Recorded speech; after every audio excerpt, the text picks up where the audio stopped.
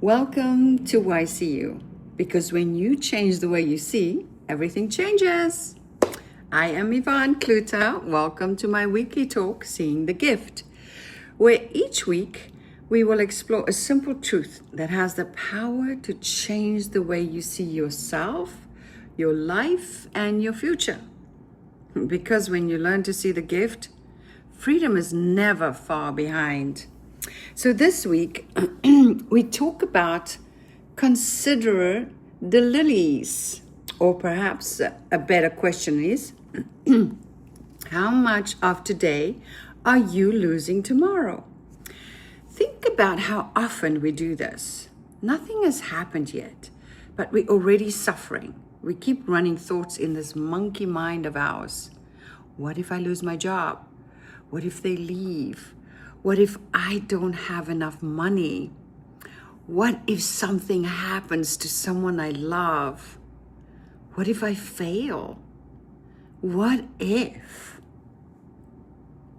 And suddenly, we are no longer living in today. We are living inside an imaginary tomorrow that doesn't even exist. More than 2,000 years ago, Jesus gave a beautiful teaching to us. He said,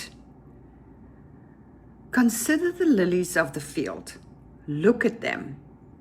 They grow, they open, they receive the sunlight. They don't spend today worrying about whether the sun will rise tomorrow." And then Jesus said something even more powerful.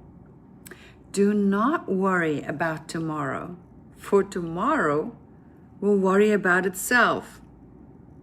What an extraordinary teaching about freedom. He wasn't telling us not to prepare. He wasn't telling us not to plan. He wasn't telling us or teaching us not to live there. There is a difference. Planning happens in the present. Worrying abandons the present. And so much of our suffering comes from mentally traveling into a future that hasn't even happened yet, and then reacting emotionally as though it already has. Think about that. Your body doesn't always know the difference between what is happening and what your mind is imagining. Your heart races, your stomach tightens, you can't sleep, you replay possibilities over and over. Yet right here, in this exact moment, you may actually be totally okay. This is one of the things I teach in my freedom program. Your mind can become either your prison or your pathway to freedom. And sometimes freedom begins with bringing your mind back from a future that has no business trying to control you in this moment. Maybe that is a part of what Jesus was asking us to see when he pointed towards those lilies. The flower wasn't worried about becoming a flower. It simply responded to life being available today. The sunlight, the water, the earth, this moment. And maybe we can learn something from that, because life doesn't happen tomorrow. Life is only ever happening now. So here's your weekly freedom practice. For the next 7 days, whenever you catch yourself worrying about something that has not yet happened, pause and ask yourself, is this happening right now?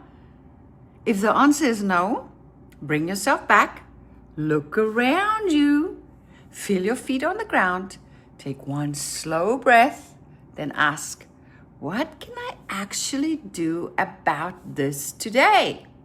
If there's something you can do, then do it.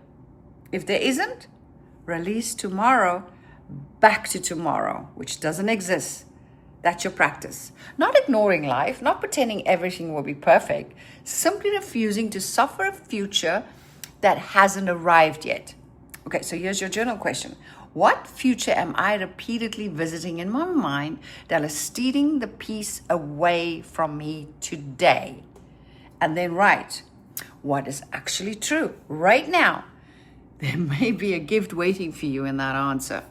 Don't just ask, what did I learn today? Ask instead, Who am I becoming because of what I learned?